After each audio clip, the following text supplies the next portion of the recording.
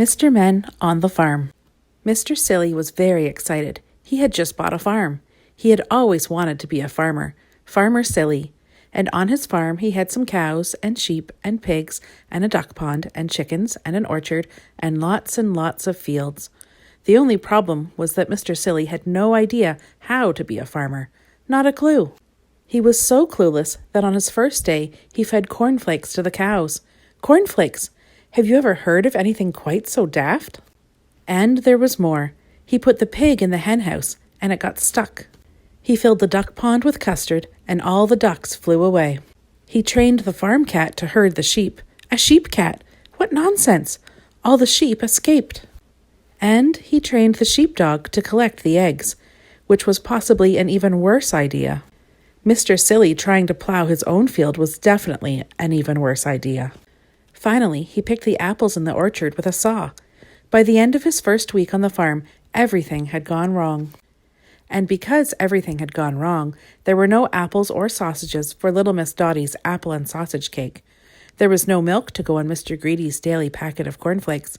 In fact, there were no cornflakes because Mr. Silly had fed them all to the cows. And there were no eggs for Mr. Strong's breakfast. Mr. Strong decided to investigate and walked up to the farm from town, which took rather longer than normal because he was feeling a bit weak without his usual eggy breakfast. You might say he was exhausted. And at the top of the hill at the farm gate, he found Mr. Silly, or rather Farmer Silly, admiring his acres and looking as pleased as Punch. Well, that explains everything, sighed Mr. Strong, who set about putting everything straight.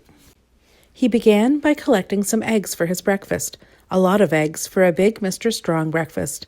Then, once he had regained his strength, he put the pig back in its pigsty. He arranged for Mr. Fussy to replow the field in beautiful straight furrows. He fed hay to the cows. He asked little Miss Neat to replant the apple trees in the orchard in nice neat rows. And he carried all the sheep back to their paddock.